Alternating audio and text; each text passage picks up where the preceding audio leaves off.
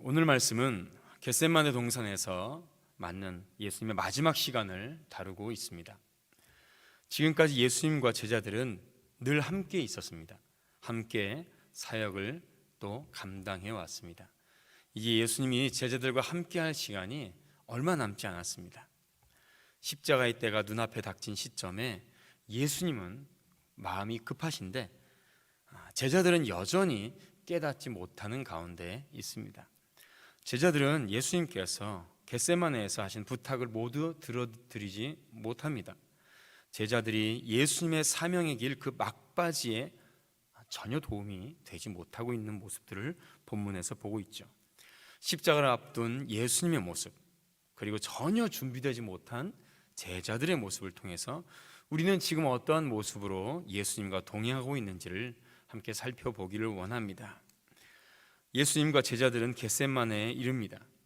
그리고는 예수님께서는 변화산에 동행했던 세 제자만을 데리시고 조금 더 가셔서 당신이 고민하여 죽게 되었으니 거기 머물러 함께 깨어 기도할 것을 부탁합니다. 계속해서 부탁하시죠.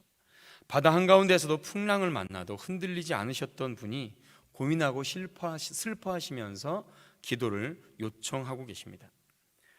게다가 지금껏 아버지의 뜻과 다른 것을 언급조차 하지 않던 분이 이때는 아버지 하나님의 섭리를 피하기를 원하나이다 라고 하실 정도로 심각한 그 고통을 겪고 계십니다.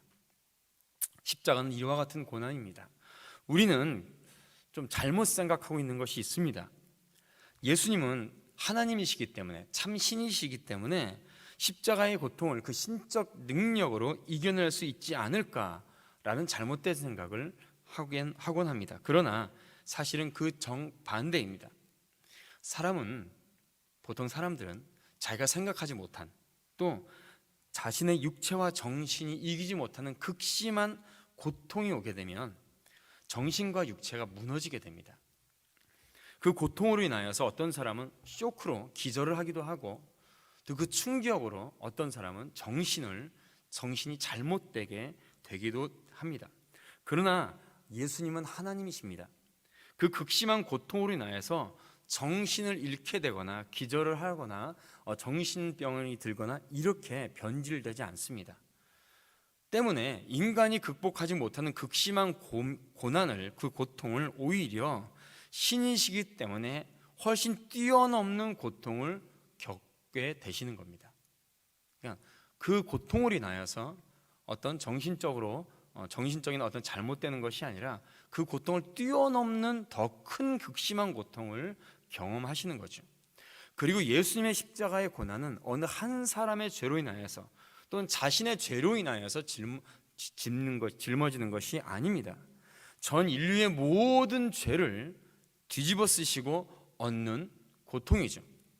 그렇기 때문에 우리가 생각할 수 있는 또는 경험할 수 있는 고통 중에서 예수님의 십자가의 고난과 비교할 수 있는 것은 아무것도 없습니다.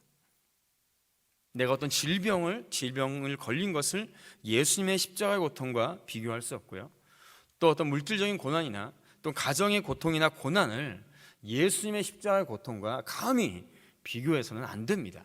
사람이 겪을 수 있는 그 어떤 고통과 고난과 아픔도 예수님의 십자가의 고통과 비교할 수 없는 고통입니다. 우리는 그 고통을 상상조차 할 수 없습니다. 그래서 아들이신 주님은 아버지 하나님께 기도하러 나오셨습니다. 그리고 제자들에게 기도를 부탁하신 것이죠. 예수님의 제자가 아니라고 하더라도 그 누구라도 예수님과 무려 3년 가까이 함께 동고동락했습니다. 신앙은 고사하고 인간의 어떤 도리만 따지더라도 이 상황쯤 되면 깨어 같이 기도하고 그분 곁을 떠나지 말아야 하는 것이 마땅합니다. 인간적인 도리라도 그렇죠. 그러나 제자들은 그러한 기대를 저버리고 말았습니다. 예수님은 그들에게 1시간도 깨어 있을 수 없느냐고 탄식하며 시험에 들지 않으려면 깨어 기도해야 될 것을 말씀하십니다. 우리가 죽기까지 예수님을 따르겠다고 마음을 먹어도 기도하지 않으면 연약한 육신이 그 시험을 이겨낼 수가 없습니다. 깨어 기도하는 모습이 없이는 절대로 우리는 사탄의 공격을 이길 수가 없습니다. 기도하지 않으면 사명은 고사하고 제대로 된 신앙생활조차 하지 못합니다. 기도하지 않으면 신앙은 잠들고 병들게 됩니다. 그리고 그 믿음을 결단해야 되는 결정적 시점에서 제자들과 같이 도망하게 됩니다. 예수께서 십자가를 앞두고 제자들에게 마지막으로 부탁하신 것이 깨어 기도하라, 깨어 기도하라, 깨어 기도하라, 이렇게 3번이나 부탁하신 것을 우리는 결코 잊지 말아야 될 것입니다. 주님께서 또 제자들에게 일어나 함께 가자라고 말씀하십니다. 사실 깨어 기도한 것은 예수님 한 분밖에 없습니다. 모든 제자들은 잠들어 있었습니다. 그러나 기도를 마치신 후에 예수님은 잠들어 있던 제자들을 다시 깨우며 일어나 함께 가자라고 하시면서 또 그 사랑의 손길을 내밀고 계시죠. 홀로 기도하시면서 영적 싸움을 감당하는 동안 제자들은 잠만 잤습니다. 예수님은 그럼에도 불구하고 그들을 끝까지 사랑하시고 그들과 함께 하기를 원하셨습니다.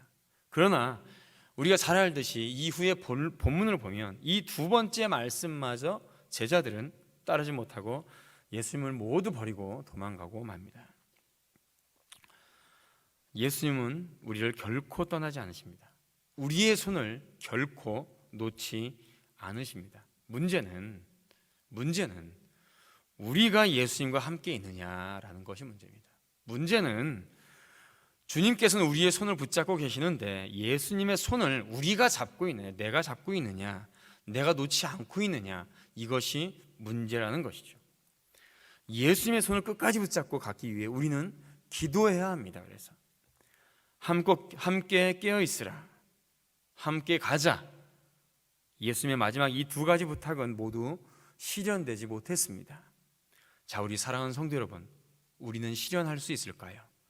우리는 이 예수님의 2가지 부탁을 실현해야 될 줄로 믿습니다. 제자들의 실패를 교훈 삼아서 우리는 이 말씀을 생명처럼 여겨야 합니다. 주님이 홀로 기도하시도록 내버려 두지 않겠노라고 우리는 결단하고 깨어 기도해야 됩니다. 주님이 홀로 죄인들에게 끌려가시도록 내버려 두지 않겠다고 우리는 결단하고 그 길을 함께 가야 될 줄로 믿습니다. 이 새벽에 나오신 우리 모든 성도들은 언제나 주님과 함께 기도하시고 우리가 모두 함께 주님과 함께 걸어갈 수 있는 참된 제자로서 살아가는 성도들 되시기를 주님의 이름으로 축원드립니다. 기도하겠습니다. 주님이 홀로 걸어가신 길 나도 따라갈 수 있도록 저희들을 깨어있게 하여 주시옵소서. 이 새벽에 나와서 기도하는 우리 모든 성도들에게 힘을 주시고 비록 어떤 고난이 닥쳐와더라도 나를 위해서 겟세마네 동산에서 기도하신 주님을 기억하게 하여 주시옵소서. 나를 위하여서 죄인들에게 붙잡혀 가신 주님을 기억하게 하여 주시옵소서.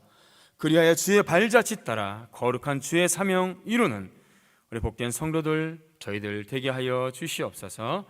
예수님의 이름으로 기도드리옵나이다. 아멘.